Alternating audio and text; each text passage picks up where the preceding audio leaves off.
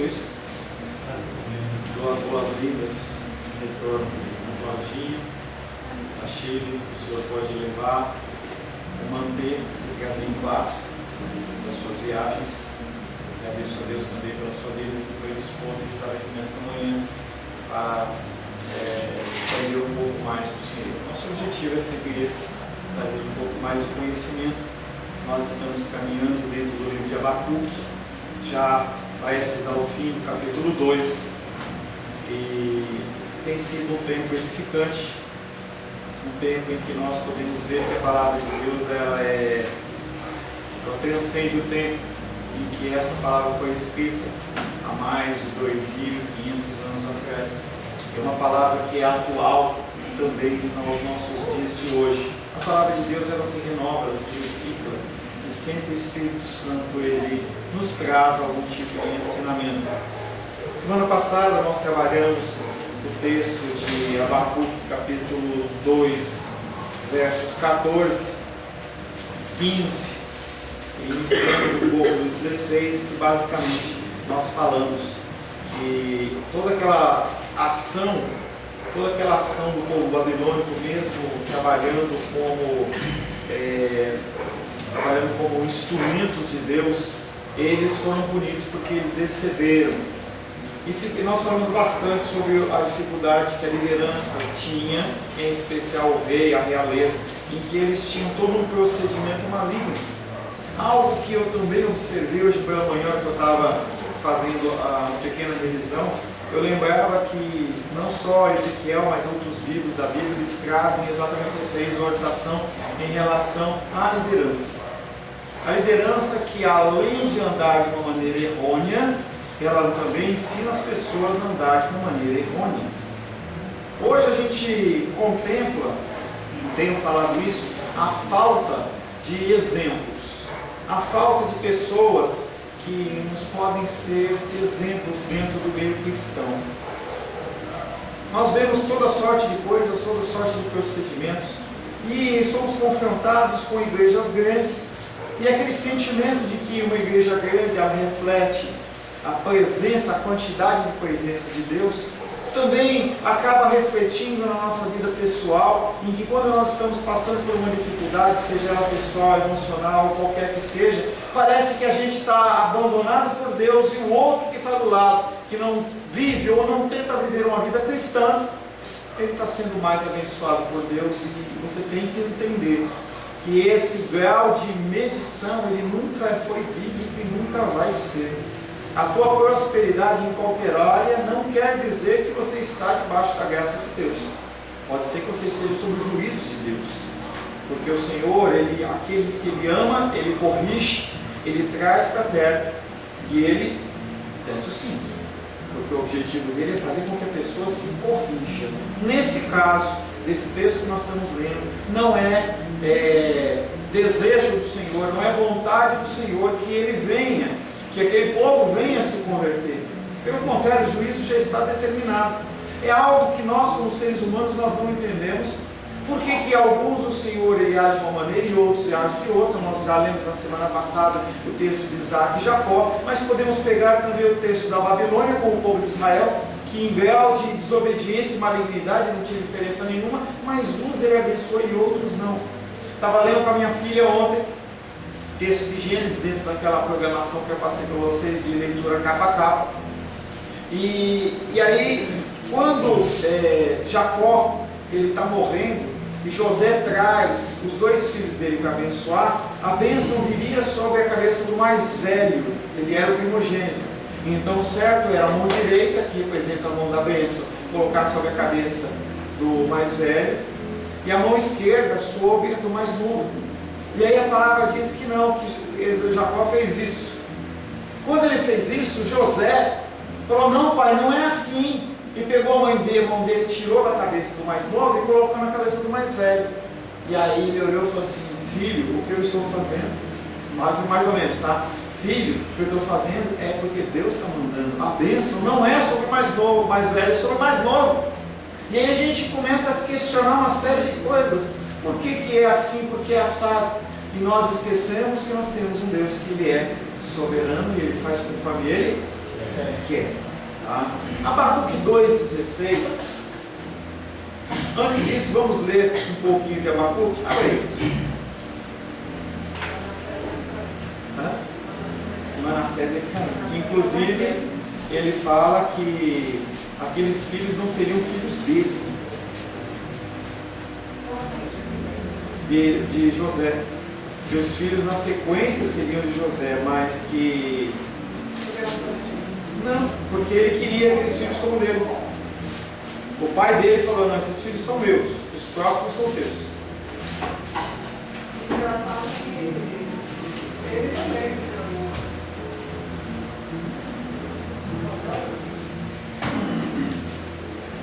Não, você misturou José com Esaú. Não, Esaú e Jacó. Ah, Esaú e Jacó, tá. Abacuque capítulo 2. Vamos ler o verso 15 em diante. 14 em diante. Abacuque capítulo 2, quem está com a Bíblia, página 618. Abacuque capítulo 2, versos 14 em diante. Pois a terra se encherá do conhecimento da glória do Senhor, como as águas cobrem o mar. Versículo lindo e maravilhoso, nós já meditamos sobre ele. Ai daquele que dá de beber ao seu companheiro, misturando a bebida o seu furor, e que o embebeda para lhe contemplar as vergonhas. Também meditamos nesse versículo, falando sobre a ação maligna da pessoa que, além de estar fazendo algo errado, ensina os outros a fazer, no caso da liderança. Verso 16: serás farto de opróbrio, é a consequência dessa ação. Serás farto de opróbrio em vez de honra. Bebe tu também e exibe a tua incircuncisão. Chegará a tua vez de tomares o cálice da mão direita do Senhor. Ignomínia é uma grande desonra. Ignomínia cairá sobre a tua glória, porque a violência contra o Líbano te cobrirá, e a destruição que fizeste dos animais ferozes te assombrará por causa do sangue dos homens e da violência contra a terra, contra a cidade e contra todos os seus moradores. Que aproveita o ídolo, visto que o seu artífice o esculpiu, e a imagem de fundição, mestra de mentiras, para que o artífice confie na obra, fazendo ídolos mudos? Ai daquele que diz à madeira, acorda, e à pedra muda, desperta. Pode o ídolo ensinar? Eis que está coberto de ouro e de prata, mas no seu interior não há fôlego nenhum. O Senhor, porém, está no seu santo templo, cale-se diante dele toda a terra, palavra do Senhor. Abacuque 2,16, mais uma vez. Serás farto de opróbrio em vez de honra. Opróbrio e desonra. Bebe tu também, que exibe a tua incircuncisão. No verso 15, ele fala, olha, você está fazendo as pessoas beberem. Nós falamos sobre a peçonha na semana passada, que é aquela malignidade, para que a pessoa ela pudesse se expor. E aí Deus fala para ele, bebe tu também desse cálice, e você que vai exibir a vergonha ou a incircuncisão, falando das partes íntimas, chegará a tua vez de tomares o cálice da mão direita do Senhor. Quem quer o cálice da mão direita do Senhor? É ruim, hein? Se você está numa igreja pentecostal, se eu der o violão, o Gabriel aqui vem até num louvorzão, e ele fala assim, agora gente, Deus está mandando dizer para vocês que ele vai dar o cálice da mão direita. Nada. Cálice da mão direita do Senhor, cálice de ira, de indignação. Você como filho, você como filha, não toma. Amém? Amém. Por que você não toma do cálice da mão direita do Senhor, que contém a ira e o furor de Deus? De quem? De Jesus. Ele pagou o preço. Por causa disso. Ele bebeu o cálice. Não só bebeu o cálice. A palavra de Deus diz que Deus não só deu a ele a beber, mas derramou sobre ele todo o furor do cálice da ira dele. Eu e você estamos fora dessa. E aí ele finaliza o versículo falando, ignomínia, lembre-se sempre, ignomínia, grande desonra, cairá sobre a tua glória. Tudo aquilo que ele granjeou, que ele construiu, lembra de Nabucodonosor abrindo a porta do palácio dele, olhando e vindo assim, longe, assim, tudo eu que construí. Ele fala, vai ser grande vergonha. Tudo isso vai fazer assim, sabe aquele bolo?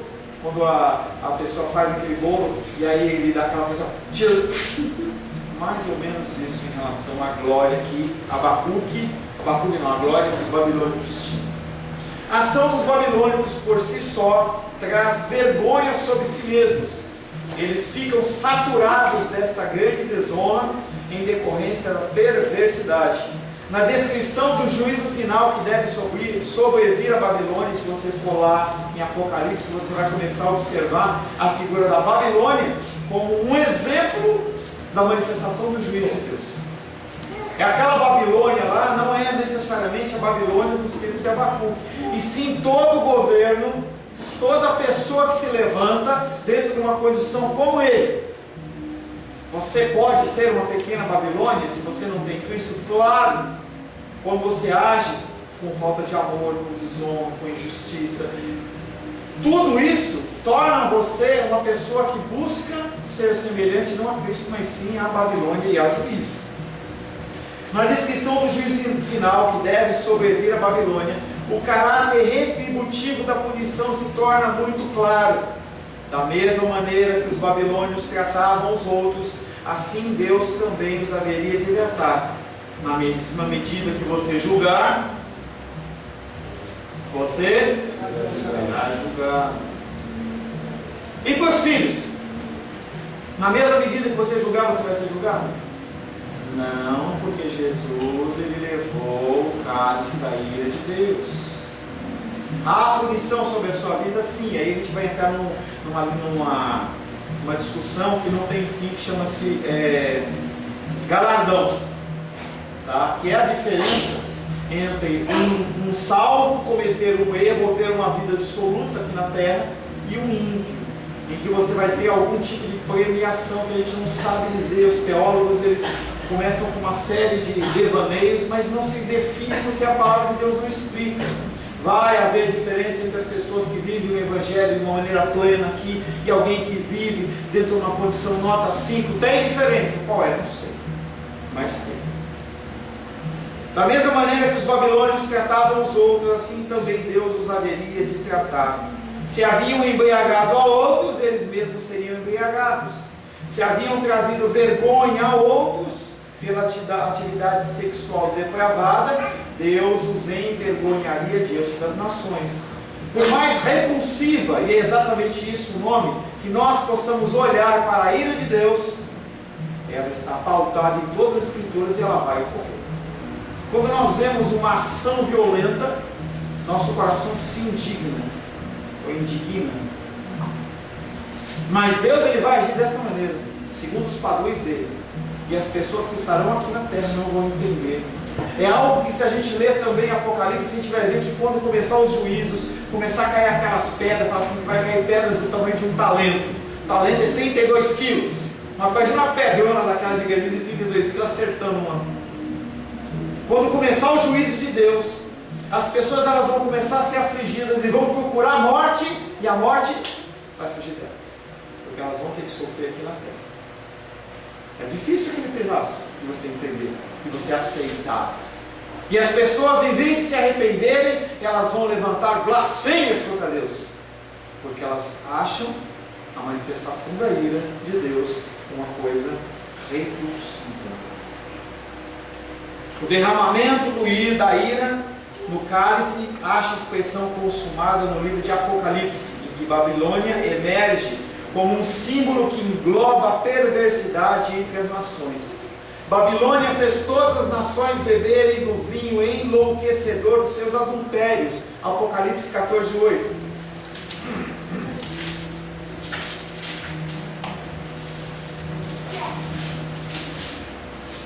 Manu, Apocalipse. Seguiu-se outro anjo, o segundo, dizendo: Caiu a grande Babilônia, que tem dado a beber a todas as nações o vinho da fúria e da prostituição. Tá? É a paga de Deus pela ação dessas nações. Quando teve aquele incidente lá do World Trade Center, entendeu que o avião bateu e tal, as pessoas elas fizeram umas ligações simbólicas, não tem nada a ver como se os Estados Unidos fosse a Babilônia, tal, e começa a procurar uma série de informações. Isso aí chama-se você buscar justificativa na Bíblia e não partir da Bíblia e buscar entendimento. As pessoas, elas pegam, procuram a justificação das coisas que estão ocorrendo dentro da palavra de Deus, como se a palavra de Deus fosse algo que você pensasse o que você quer aqui, ó, eu quero essa parte. Errado. Mas agora qualquer um que tenha derramado dessas perversões deve beber o vinho da furor da ira de Deus, que foi derramado no cálice da sua ira. Assim Babilônia obrigou as nações a beberem do cálice da fúria de Deus, e foi instrumento desses justos juízos. Inclusive o povo de Deus bebeu desse cálice amargo, mas agora é a vez dos babilônios. Eles foram simplesmente um instrumento de juízo, mas eles excederam na ação deles. Quando você excede o que Deus pediu para você, você também comete pecado.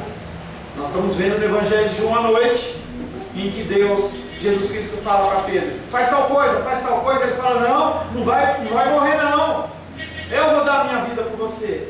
Deus mandou ele fazer isso? Não. E aí nós lemos na semana passada o texto de Mateus que ele fala, arreda-te de mim, Satanás. Você está pensando nas coisas dos homens em vez de estar pensando nas coisas de Deus. O que está querendo fazer? Exceder o que Deus está comissionando. A abertura minha da palavra hoje vai falar alguma coisa desse tipo. Quando Deus ele mandar você fazer algo, seja pequeno, seja grande, mantenha dentro desse propósito, só isso, mais nada. Você não ganha pontos por fazer a mais, você só tem que fazer aquilo. Ele ordena que você faça, ele te dá toda a capacitação para você fazer, e você faz e entrega para o seu Senhor. Bom? As pessoas, elas não querem fazer aquilo que Deus comissionou, mas querem fazer outras coisas. Abacuque 2,17. Porque a violência contra o Líbano te cobrirá. Líbano, mas nós não estamos falando de Israel. Porque a violência contra o Líbano te cobrirá, e a destruição que fizeste dos animais ferozes te assombrará, por causa do sangue dos homens e da violência contra a terra, contra a cidade e contra todos os seus moradores. Babilônia deve sofrer humilhação devastadora em decorrência da violência feita no Líbano. Por que o Líbano? Por que não pela violência feita em Jerusalém? Muito provavelmente o oráculo do Senhor especifica o Líbano em decorrência da sua beleza, que contrasta tão drasticamente com a sua aparência pós-destruição. Então Abacuque, ele faz uma figura de linguagem, ele usa uma figura meio poética para trazer a figura do lugar, dos lugares mais bonitos daquela época, que era o Líbano, com os seus séculos maravilhosos, que quando a Babilônia passou por ali, acabou com tudo, ficou como quando caiu a bomba sobre Hiroshima e Nagasaki, tudo destruído. Aquele lugar que era um lugar bonito, veio a ser um lugar de destruição. Então, esses autores, eles não são pessoas que não têm nenhum tipo de conhecimento. A gente começa a ler a Bíblia e parece que as pessoas, elas são burras, não estudaram. Se você tiver a capacitação ou entendimento sobre figuras de linguagem, formas gramaticais, você vai ver, você vai identificar, vai ficar chocado com o grau de capacitação dessas pessoas. Abacuque, ele traz uma figura mostrando uma figura que eles chamam de figura proverbial, em que ele faz uma comparação da beleza que era a região do Líbano com as suas aves, com a destruição que foi aplacada. Fale, minha querida. Será que então o senhor faz uma pequena pauta de explicar? Você quer descansar um pouco? Não. Se explicar sobre esse sangue dos animais. Calma, Flor. Calma, deixa eu caminhar. Tá? Entenda que quando os babilônicos eles entravam, ele matava e destruía tudo. Inclusive, esse trecho ele está falando de uma coisa muito mais complexa, que é uma coisa que a gente já tratou sobre isso dentro de um estudo de mais de quase 6 meses, em que fala sobre o mandato da criação, que nós temos que cuidar do nosso relacionamento com o ser humano, do nosso relacionamento com Deus, o relacionamento com a natureza. Então a ação daqueles homens quando eles maltrataram os bichinhos e toda a natureza tem implicação também. É isso que o teu problema não é um problema apenas de você ter matado pessoas ou você ter usurpado essa nação, mas também que você, como você tratou todo o ambiente que eu criei. É aquele questionamento que eu tenho trazido para vocês, de que a propriedade privada, dentro do conceito bíblico, ela não existe, porque tudo é de Deus. Então o ser humano, a partir de Nimrod, começa a constituir cidades, e essas cidades elas começam a ser uma forma de usurpar essa liberdade das pessoas e cobrar delas dinheiro para que possa viver, para que possa ser seguro. A gente vê hoje isso nas milícias, por exemplo, no Rio de Janeiro. Olha, para você poder morar aqui, você tem que pagar uma taxa de proteção. Se não pagar, você morre. Essa condição é a condição que nós estamos rompendo: o mandato cultural, espiritual e o social, que é entre pessoas. Tá? Este provérbio, por que não pela violência de Jerusalém? Muito provavelmente o oráculo do Senhor especifica o Líbano em decorrência da sua beleza, que contrasta tão drasticamente com sua aparência, após a destruição efetuada pelos invasores babilônicos. Nós vemos isso em 1 Reis 4,33. Salomão, ele identifica esse Líbano como um lugar especial. Vê o que Salomão fala sobre ele. 1 Reis, capítulo 4, verso 33. Salomão, na sua sabedoria,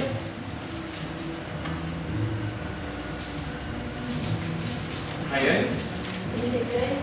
4, 33. Discorreu sobre todas as plantas, desde o cedro que está no Líbano até o isopo que brota do mundo. Também falou dos animais e das aves, dos répteis e dos peixes. Salomão, nas suas meditações, ele nesse versículo, se você ler alguns versículos antes e depois, você vai ver ele descrevendo o que? A beleza da criação de Deus. Esta beleza, ela não pode ser maculada pela minha ação e pela sua ação. Cuidado com o que você tem feito na natureza. Não quer um bichinho? Não come, não pega. Tá? Natureza, desmatamento, não é tudo justificado. As coisas, elas são muito bem organizadas dentro da palavra de Deus, a gente tem que tomar cuidado com isso. O mais impressionante, porém, é que esse provérbio particular imprime a ideia da reciprocidade no juízo. Se os babilônios obrigam outros a beber, eles serão embebedados. Ele volta novamente a Abacuque 2,16, que ele fala sobre essa reciprocidade da ação. Tá? Entenda que isso é sobre ímpios. Sobre ímpios. Se os babilônios obrigam os outros a beber, eles serão embebedados. Se os babilônios praticam a perversão sexual, eles serão expostos. Se os babilônios promovem a sua própria glória, eles serão envergonhados. Se os babilônios vivem da violência desmedida, eles serão mortos por justa violência. Este conceito de execução de justiça não apela para a humanidade, mas é o método de Deus. Desta maneira ele se mostra imparcial e justo como juiz. Ele julga, ele vê a motivação do coração das pessoas por agir, ele dá a paga. Ele dá a paga. Não passou muito tempo e os caminhos do Senhor se manifestaram nessa poderosa nação. Gente, nós estamos falando algo em torno de 70, 80, 100 anos. Se você tem um pouco de conhecimento de história, você vai ver que uma civilização, quando ela está no topo, ela não cai assim, ó. Ela vai caindo aos poucos. Isso demora séculos. Esse povo, escravo. Daniel capítulo 5, verso de 1 a 31. Você não precisa abrir não um texto grande, eu vou narrar para você.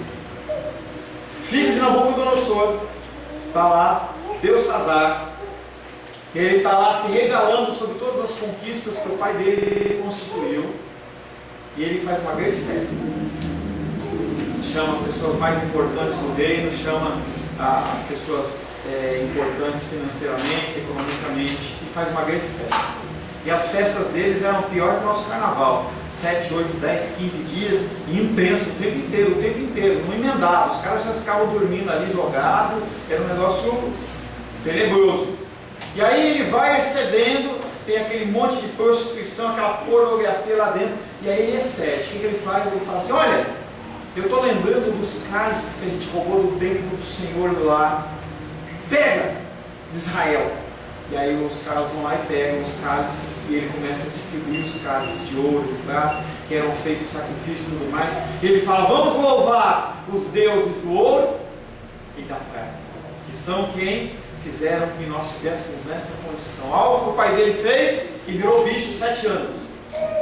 E ele sabia disso, porque ele já existia, e ele deve ter contemplado o pai dele comendo grama, muitas vezes. Aí o juiz de Deus vem, aparece uma mãozona e começa a escrever na parede. E ele fica apavorável.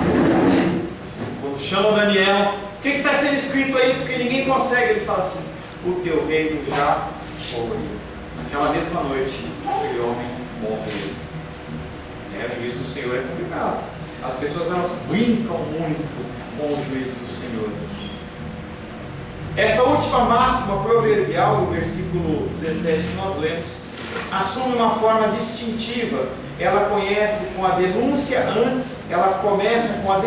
antes de recitar o costumeiro ai. Se você for olhar na Abacuque 15, 16, 17, você vê que quando vai ter o juízo, ele põe assim: ai. A gente vê bastante isso em Apocalipse. Ai. Deus já está mostrando que vai ser tempo de sofrimento. Ela começa com a denúncia antes de recitar o costumeiro ai, que ele introduziu nos 4 ditos anteriores. Cada um recebeu a ameaça de juízo severo.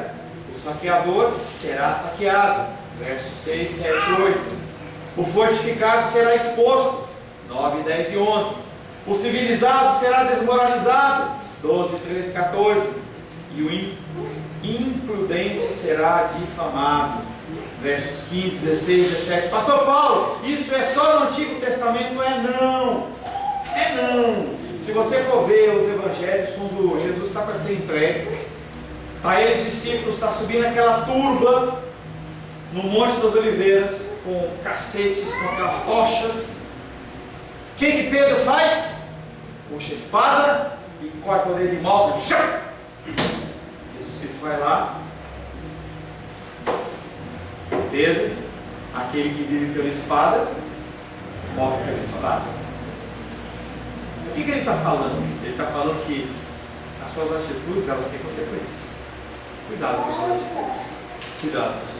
Abacuque 2,18. Que aproveita o ídolo. Aquele povo era um povo extremamente idólatra. Eles confiavam na sua divindade, me foge o nome agora. E todos aqueles ídolos para eles eram fortaleza. Eu já comentei com vocês que quando um povo ele conquistava um outro povo, a divindade daquele povo que venceu era considerada mais forte, aquela divindade do outro povo era destituída. E aquele povo era obrigado a aceitar essa religião. A gente vai ver isso em Roma, a gente vai ver isso na Grécia, a gente vai ver isso nesse período da época de Jesus, um pouco antes, um pouco depois, em que o rei determinava. A gente vai ver também em século 12, 13, 14, 15, em que o rei se convertiu ao protestantismo, todo mundo é protestante. Se você for ver a história da Espanha, por exemplo, que era um país extremamente católico romano, se alguém se levantasse como protestante, morre, porque você tem que confessar o mesmo Deus ou a mesma religião que eu confesso. Abacuque 2,18, novamente. Que aproveita o ídolo, visto que o seu artífice o esculpiu. Pastor, ele está falando só de imagem da igreja católica? Não. Tem igrejas que as pessoas elas consideram como próprios deuses. Olha, essa igreja é a igreja que salva, essa igreja é a igreja que cura. E aí a pessoa ela vai construir a igreja, abre um buraco, pega uma Bíblia para ser o fundamento. E aí aquilo parece que é um templo sobrenatural. Isso tem um monte de chifre. Eu pego uma Bíblia Sagrada e eu pego e coloco lá como fundamento, como a rocha. A nossa igreja está alicerçada sobre a rocha. A rocha tem que sair da minha boca, do meu coração, não está enterrada. Que aproveita o ídolo, visto que o seu artífice o esculpiu. E a imagem de fundição, mestra de mentiras, para que o artífice confie na obra, fazendo ídolos mudos.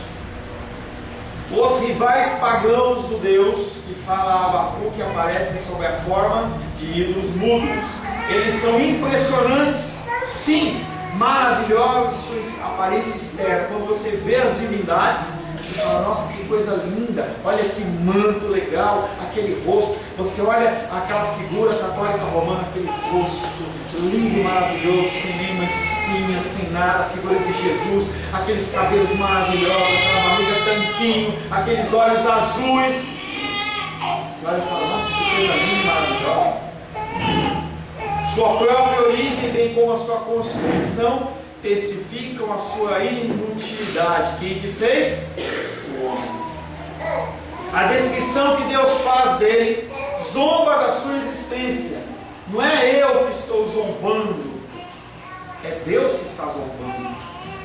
E isso pode ser transferido para a sua aposentadoria, que você fala assim, olha, a minha aposentadoria é o meu porto seguro, o meu plano de saúde é o meu porto seguro, o meu seguro do carro é o meu porto seguro. Não estou falando para você não ter aposentadoria, não ter seguro, nada disso. Eu estou dizendo para você que a gente não pode apoiar sobre essas coisas. Quando você se apoia sobre essas coisas, elas se tornam ídolos. A descrição que Deus faz dele zomba da sua existência. Israel foi categoricamente proibido de fazer tais formas de qualquer coisa criada. Êxodo capítulo 20, verso 4. Vai lá.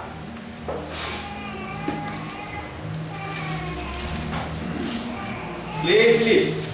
Não.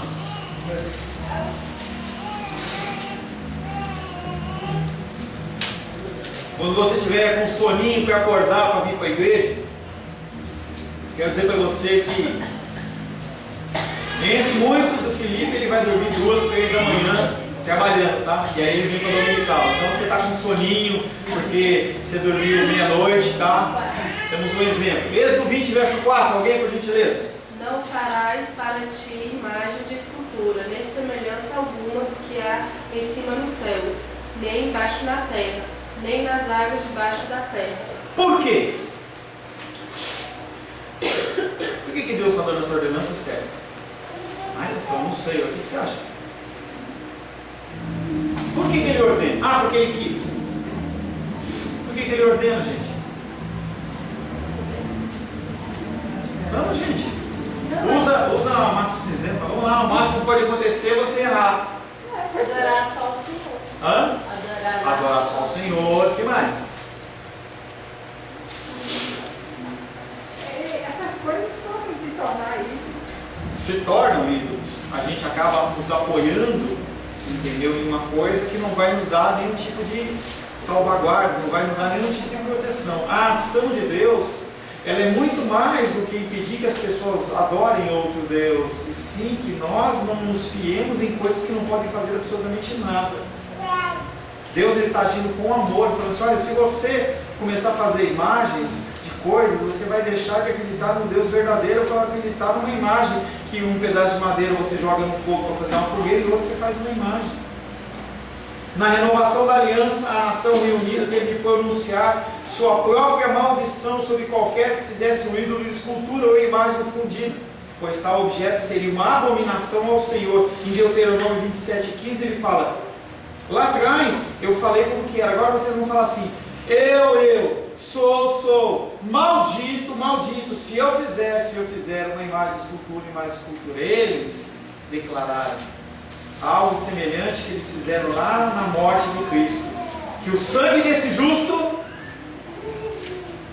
caia sobre os nossos descendentes. Quando Pilatos fala, vocês são os culpados, eu não acho nenhum tipo de culpa nisso, que o sangue desse inocente caia sobre os nossos descendentes. Muitas pessoas dizem que o holocausto de Hitler, nazista, tem raízes nessa declaração deles. Não é algo provado, pode ser apenas uma alegação fantasiosa, mas aqueles homens eles pediram para que aquilo acontecesse sobre a vida deles. E Deus impôs um juízo sobre a vida deles com o objetivo de resgatar aqueles que são verdadeiros israelitas. Não só a fabricação de ídolo garante a maldição de Deus, ele também tem efeito de enganar até o próprio artífice. Conforme a pessoa vai fazendo, ela realmente acha que aquilo é importante, que aquilo é realmente poderoso. As pessoas nas campanhas da igreja, elas realmente acreditam. Eu, quando estava nessas igrejas, eu acreditava, eu não fazia de maldade. E eu acreditava que se a pessoa ela pegasse, você pegasse um pouco de água, se jogasse em você assim, ia te curar. A pessoa ela começa a acreditar naquilo que ela está fazendo. Uma mentira repetida muitas vezes, ela se torna, para nós que a proferimos, verdade. A palavra de Deus diz que aquele que apresenta primeiro o seu pleito, justo lhe parece. Então, a verdade, ela acaba sendo distorcida por uma mentira que é repetida várias vezes. Aquele homem faz tantas vezes a imagem, e as pessoas vêm e falam: olha, meu filho foi curado, eu recebi a bênção. Realmente, essas mãos aqui são abençoadas. E ele começa a acreditar nisso. Tem profeta, tem operador de milagre, tem uma série de coisas na Bíblia. Sim. Como que fica? Operação extraordinária e não ordinária. Não é algo que ocorre de rodo, não é que acontece toda hora. Deus ele pode agir de uma forma sobrenatural sobre a vida dos reis em algum aspecto? Pode. Eu creio nisso, mas não é regra. A regra é aquilo que eu falei da leitura da palavra. Você, para ouvir Deus pode mandar um anjo, pode ter um trovão, sei lá, qualquer coisa. Mas a regra é a palavra. Essas manifestações, todas elas que você citou, estão na palavra e elas existem, inclusive nos tempos de hoje. Por isso que quando você fala, ora por mim, eu oro por você. Por isso que no início dos nossos cultos e das nossas meditações, vamos orar pelos enfermos, vamos orar pela manutenção do governo, vamos orar pelos missionários. Eu creio na ação sobrenatural de Deus, mas eu creio que a ação natural de Deus é através do ser humano, porque Ele assim determinou. Eu oro pelo missionário, pela manutenção dele lá, mas a minha obrigação como igreja, sua obrigação é o quê? Separar um dinheiro para ele e enviar. A gente ora para que haja manutenção de alimento de pessoas da favela, mas a minha obrigação é o quê? Fazer como você trouxe, trazer um alimentinho e colocar ali. Todas essas coisas, elas são a ação natural e normal, que está sobre o meu espectro, sobre a minha ação, e é sobrenatural, é com Deus. Existe a palavra profética, existe a oração de cura, existe a manifestação de milagres, existe tudo isso. Só que não é o natural, é o sobrenatural. Por ser o sobrenatural, não acontece toda hora. Acontece quando Deus quer e de vez em quando. O que o homem faz? Ele traz o sobrenatural como uma condição natural. Por quê? Porque eu não apresento a palavra para você, então eu tenho que trazer um outro artifício. É quando eu crio invenções. Não só a fabricação do ídolo garante a maldição, ele também tem o efeito de enganar que é o próprio artífice.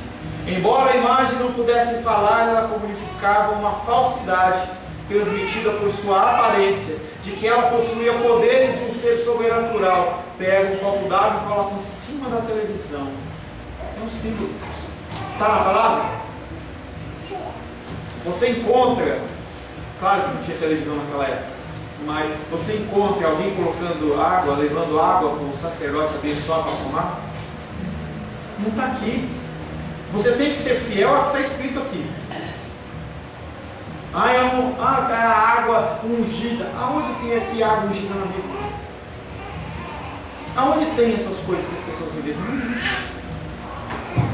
Desta maneira, essa ação de criar ídolos encorajava os seus espectadores a colocarem sua confiança em sua forma impressionante, a fazer pedidos a essa imagem por ajuda em tempos de necessidade, ou a atribuir prosperidade inesperada à intervenção especial do objeto feito pelos homens.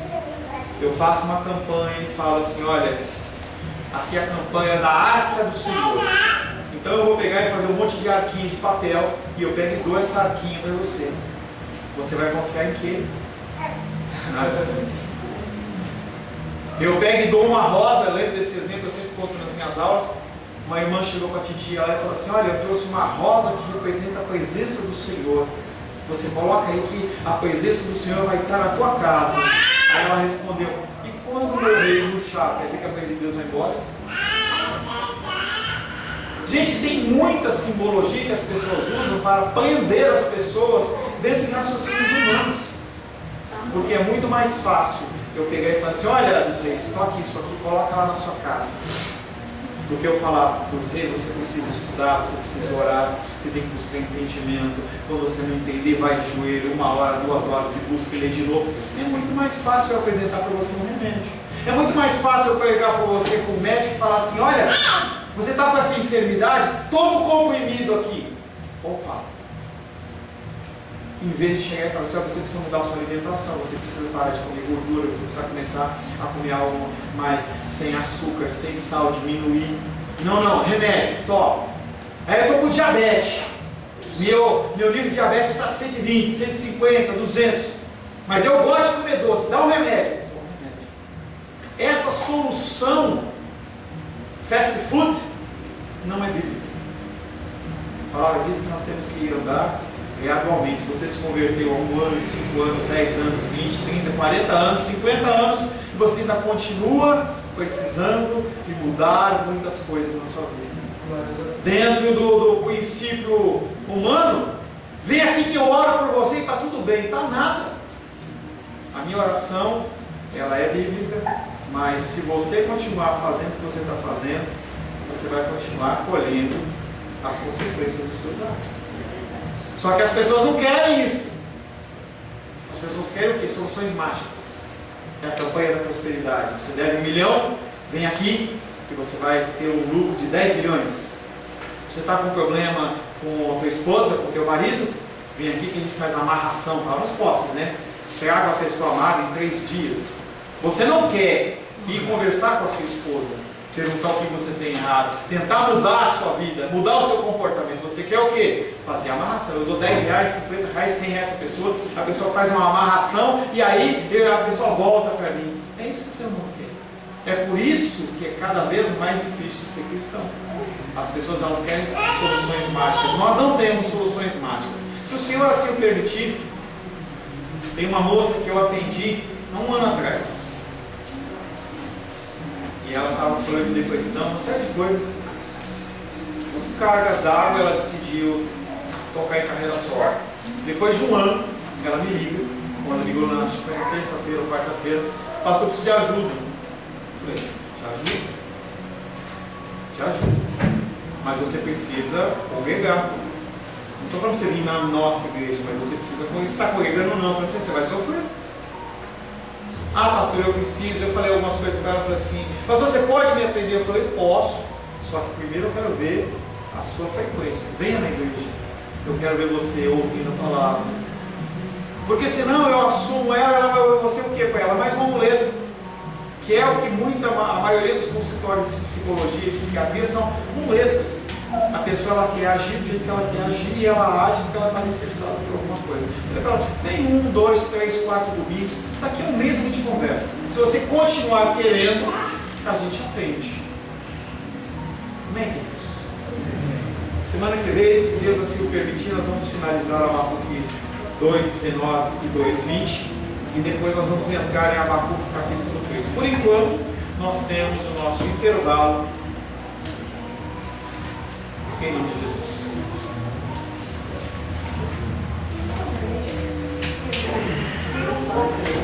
Próximo tema: a paciência de Deus. Essa vai ser boa, hein? A paciência de Deus. Quer paciência? Como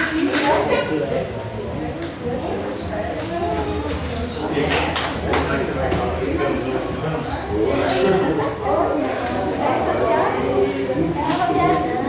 Cheguei.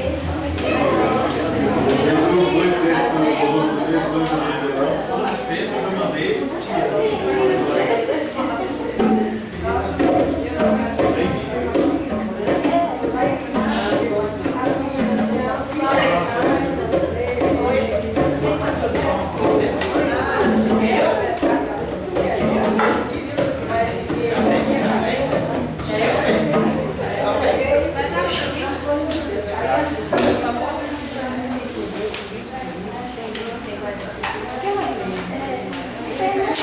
De novo.